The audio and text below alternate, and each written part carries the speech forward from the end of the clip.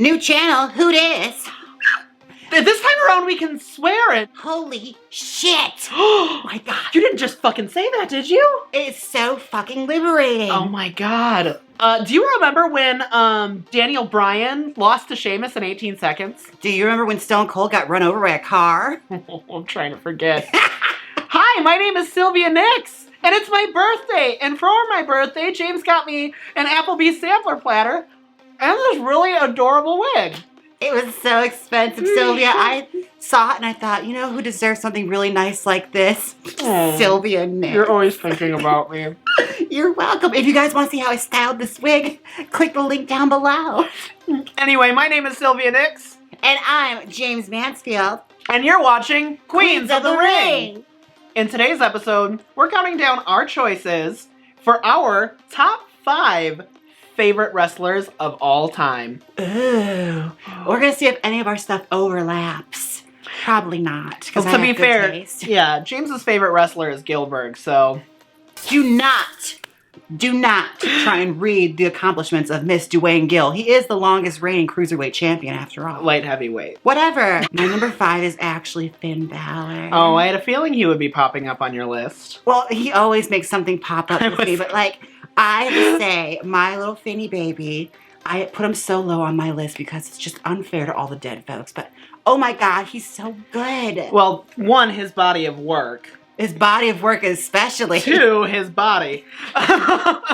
I mean, if you watch his matches as Prince Devitt in New Japan, I don't think he ever had a bad match when he was wrestling over there. Oh, absolutely. Even through that awkward, like, call it prepubescent Finn Balor, he's still cute. And he's very cute. Oh my gosh, like the little put-em face, and he was so muscular. And when he was a heel, girl. He was. When he was a heel, he was nasty. Oh my god, and the leader of the Bullet Club, too, don't forget. Oh my god, and I mean, like, to this day, he's still, like, he was the only thing that made the Monday Night Raw that we went to worth watching. Oh, absolutely. Just his entrance alone.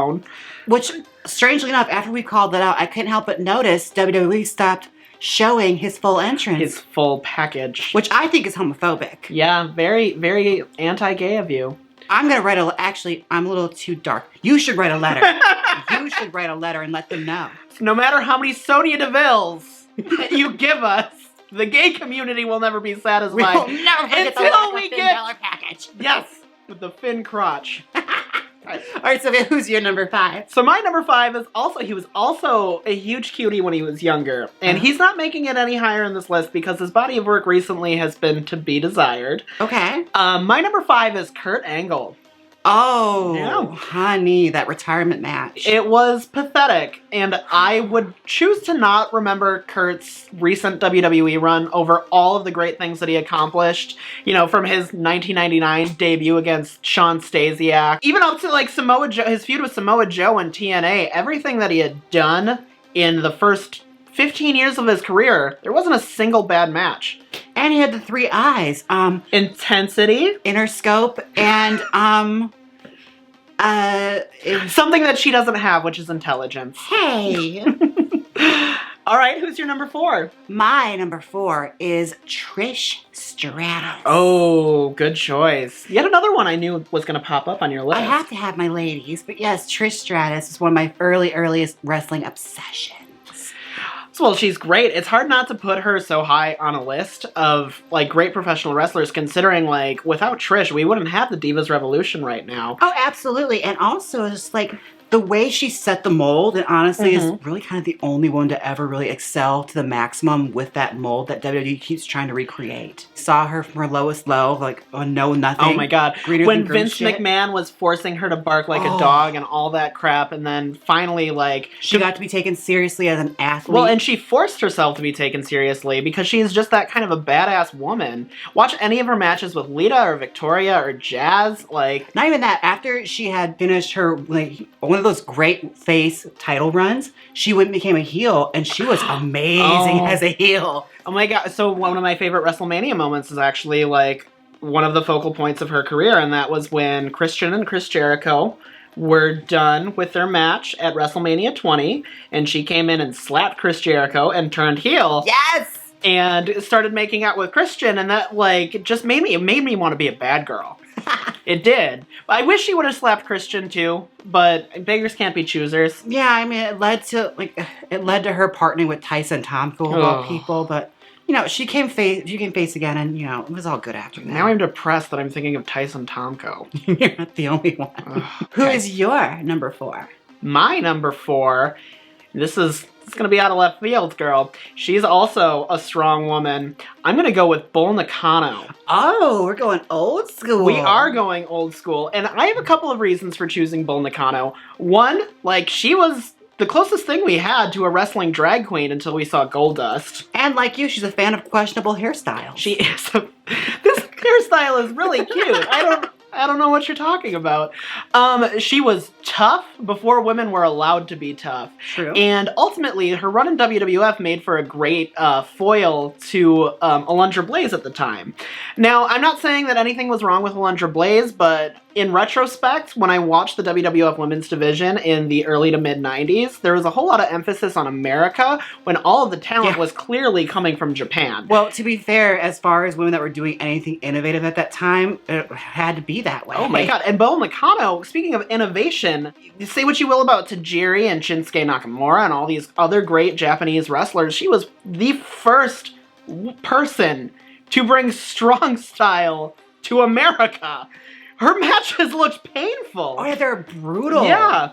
Oh my god. And I as I said, I love Alundra Blaze. I love Medusa. But anytime I can see somebody wearing an American flag get their ass kicked, I'm here for it. Not to mention she had that amazing submission move that she would do that Paige actually took as the Paige tap out. Yeah. Where she'd hold the arms up extended. So brutal. It hurts me just thinking about it. And I wear 3 corsets in drag. My number 3 is actually someone from my childhood that I adored that was taken away from us far too soon. Well, Sable's still around. Well, not Sable. Oh. Taken away as in they died. Oh, not just, you know, they're locked away and we don't know what happened. First you give me Tyson Tomko and now I have to think of death. Sorry. It's okay. No, my number 3 is actually Eddie Guerrero.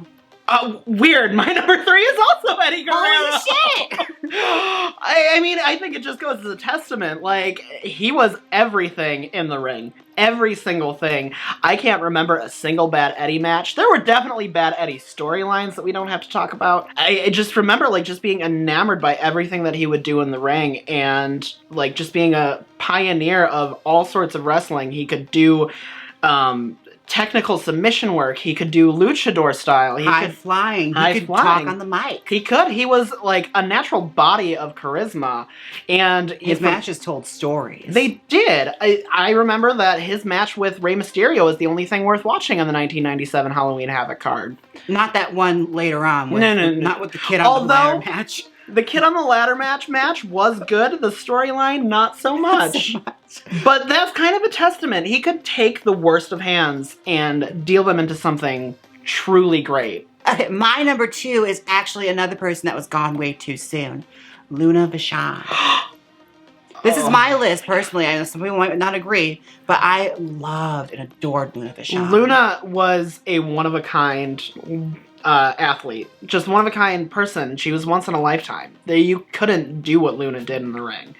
You couldn't have the look that Luna did, and she was so pioneering because she came up with all of that. Yeah. She wanted to be this outrageous heel character, and she was a monster. A fucking metalhead. Like, it was great. And everything. Like, considering wrestling's audience, I'm surprised she never was pushed the way she deserved to be. I think that, correct me if I'm wrong, I know you guys are going to correct me if I'm wrong, I think that Luna actually had a title run on the horizon that was nixed by the Federation because she didn't have the image that WWF wanted to push at the time. Which is strange because considering the way they pushed the women at that time, it would have been so minimal. Well, and her partnership with Bam Bam Bigelow made absolute sense too, with like how badass the both of them were. And she was like skyrocketing. She had a rocket strapped to her back and was being pushed to the moon only for them to just kind of give up on the image, which is sad. Because at that time, she was like the closest we ever got to like the wrestling equivalent to like a Wendy O. Williams. She was a wrestling Wendy O. Williams. Yes. As she was, I had the opportunity to meet Luna Vachon when I was about 7 or 8 years old. Here in Milwaukee, they did a wrestling on ice after a Milwaukee Admirals game. Wrestling on ice. Yeah, and at the time, she was dating Gangrel. And Luna Vachon and Gangrel treated all of their, like, young children audience like they were gods and goddesses. It was such a magical feeling to know that Luna appreciated her fans. And on that same card, we had the road dog who was smoking a blunt right in front of me. So my number 2, I'm sorry, it's a cop-out. It's a tie. Okay. Between the Macho Man Randy Savage. All right. And Kenny Omega. Wow. Yeah, I know, like, 2 completely different eras, but they both have that same kind of magnitude of, like, they have the it factor that you must watch them. First, I'll dive a little bit more into the Macho Man Randy Savage. You can't tell me that you've never been entertained by anything the Macho Man has done. It was just a Slim Jim commercial. Just a Slim Jim commercial. And, oh my god, just the sheer charisma of Macho Man. Plus, he was the first person that I remember ever walking to the top rope to deliver a diving elbow drop. And he influenced an entire generation of people after him, ranging from, like, CM Punk to, you know, even John Cena. His promo work alone speaks to the character of the Macho Man Randy Savage. Oh, yeah! And just the intensity behind his storyline. The stuff with Miss Elizabeth and Hulk Hogan. So still, emotional. It can still bring a tear to your eye watching the reunion of those two. When I watched that SummerSlam recently, I actually, like, I never thought I would cry over watching wrestling, but I did cry watching wrestling. And I will say with Macho Man, it's kind of, he's the only person that has the best scene in Ready to Rumble and makes it worth watching. And the Spider-Man. first 15 minutes. And Spider-Man. Don't forget Bonesaw. And Spider-Man. Oh, you know, and the longevity of his career, he didn't have a bad match until 1998, and by that point, he was well into his 50s. And Kenny Omega, well, if you're a smark, you know everything about Kenny Omega. He's instrumental in changing America's perception on Japanese-style wrestling. I've always been a fan of strong style, and I've always been a fan of flippy shit, and I know that you haven't always been. I mean, as I've watched more of his stuff, he's become more and more attractive to me. Everything that he does looks painful, and I'm a sucker for punishment. And, like, just the natural charisma. I don't know very many people who can point a fake gun and get an entire arena to stand up and cheer. And also, like, for that matter, we can talk about the entire Elite being part of my number 2 because they've actually... Oh my god! You can't get the entire Elite. You gotta get... Fine. I won't. But I will give Kenny Omega props. He was what made wrestling outside of WWE popular again.